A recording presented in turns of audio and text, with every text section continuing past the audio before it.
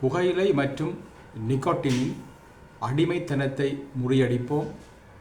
கவர்ச்சியான விளம்பரங்களில் முகத்திரையை கிழிப்போம்.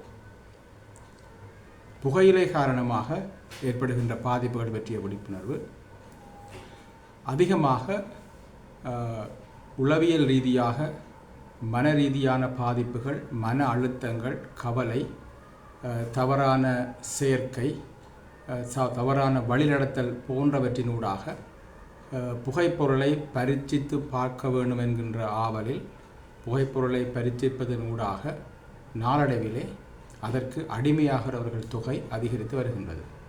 இதில் முக்கியமாக சூழல் காரணிகளாக வறுமை, குடும்ப வன்முறை, பெற்றோரின் சந்தோஷமின்மை அல்லது பிளவு, பிள்ளைகளுக்கு போதிய அன்பு கிடைக்காமை போன்ற காரணங்களால் பிள்ளைகள் இவ்வாறான துர்நடத்தைகளுக்கு உட்படக்கூடிய வாய்ப்பு அதிகரிக்கின்றது.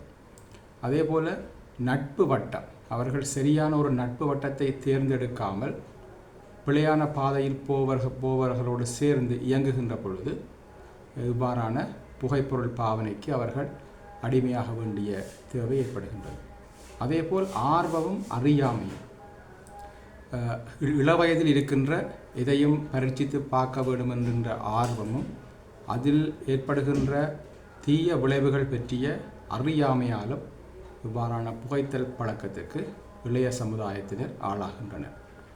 அதே போல் பரம்பரை மற்றும் மரபியல் காரணிகள், குறிப்பிட்ட ஒரு சமூகத்தின் அல்லது உறவினர்கள் கடுமையாக இவ்வாறான போதைப்பொருள் புகைத்தலுக்கு அடிமையாகின்ற தன்மையில் காணப்பட்டால் அந்த இயல்புகள் அந்த சந்ததியினருக்கும் ஒரு தூண்டுகோலாக அமைவதற்கான வாய்ப்புகள் காணப்படுகின்றன.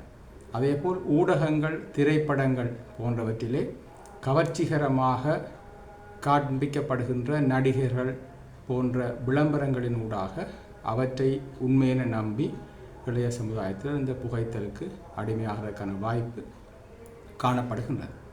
எனவே இந்த புகைத்தலுக்கு அடிமையாகின்ற பிள்ளைகளை நாங்கள் காப்பாற்றுவதற்கு முதலில் புகைத்தலை அவர்கள் பரீட்சித்து பார்ப்பதற்கு முன்பாகவே பாடசாலை காலத்தில் அவர்களுக்கான கல்வியை விஞ்ஞான ரீதியாக இந்த போதைப்பொருள் புகைத்தலால் எவ்வாறான பிரச்சனைகள் ஏற்படும், எவ்வாறான பாதகமான விளைவுகள் ஏற்படும் என்பவற்றை அவர்களுக்கு சொல்லிக் கொடுப்பது மிக முக்கியம். அதேபோல் குடும்பத்தில் பிள்ளைகள், பெற்றோர் 20 நிமிடங்களாகினும் ஒரு நாளைக்கு தனிப்பட்ட விடயங்களை பேசக்கூடியவாறும் பிள்ளைகள் கூறுவதை காது கொடுத்து கேட்கக்கூடியவாறும் சூழலை அமைத்து கொள்ள வேண்டும்.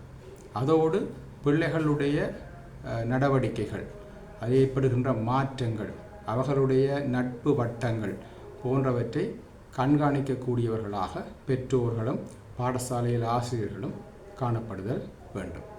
இந்த புகைத்தலுக்கு அடிமையாகின்ற பொழுது ஆரம்பத்தில் மூளையில் ஏற்படுகின்ற டோபமினின் தூண்டல் காரணமாக செயற்கையான ஒரு மகிழ்ச்சியும் ஒரு உத்வேகமும் ஏற்பட்டு அதை நம்பி அவர்கள் தொடர்ச்சியாக அந்த போதை பாவனைக்கு உட்படுகின்ற பொழுது இயல்பாக சுரக்கின்ற டோபமின் அளவு குறைந்து அது இன்னும் அதிகம் தேவை என்கின்ற பொழுது போதைப் பொருளை பயன்படுத்த தூண்டும். இவ்வாறு தூண்டுகின்ற பொழுது நமது ஹார்ட் வயரிங் என்று சொல்வார்கள், அதாவது நரம்பு கணத்தாக்கங்களினுடைய சீரிய இயக்கம் பாதிக்கப்பட்டு அவை அமைப்பழிவடைந்து சரியான முறையில் கணத்தாக்கங்கள் கடத்த முடியாமல் போகின்றமையினால் மூளையில் ஏற்படுகின்ற இந்த சிதைவினால் நீண்ட காலத்தில் உள ரீதியான மாற்ற முடியாத வடுக்கள் நோய்களுக்கு பிள்ளைகள் ஆளாகவும், சமூக சீர்கேடுகளுக்கு உட்படவும், அதிக கோபங்களுக்கு உட்படவும், அவர்கள் பின்னர் எந்த விடயங்களுக்குமே ஒரு இயலாத ஒரு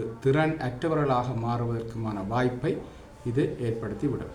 எனவே பிள்ளைகளுக்கு பாடசாலையிலும் வீட்டிலும் சமூகத்திலும் இது தொடர்பான பாதக சாதகங்களை விளங்கக்கூடிய வகையில் விஞ்ஞான ரீதியான அறிவுறுத்தல்களை அவர்களுக்கு வழங்கி அவர்கள் சொல்வதை கேட்கக்கூடிய சூழலை ஏற்படுத்தி அவர்களுக்கு வாழ்க்கை திறன் பயிற்சிகளை வழங்குவதனூடாகவும் தொடர்ச்சியாக அவர்களை சமூக செயற்பாடுகள், உடற்பயிற்சிகள், விளையாட்டுக்கள், கலைத்திறன்கள், ஆக்க சிந்தனைகள் போன்றவற்றிலே அவர்களுக்கான சந்தர்ப்பங்களை ஏற்படுத்தி கொடுப்பதனூடாக இவ்வாறான போதை மற்றும் புகைத்தல் சம்பந்தப்பட்ட விடயங்களில் பிள்ளைகள் ஆட்பட்டு கொள்ளாமல் இருக்க நாங்களும் இணைந்து இந்த பாதுகாப்பை பெற்றுக் கொடுப்போம்.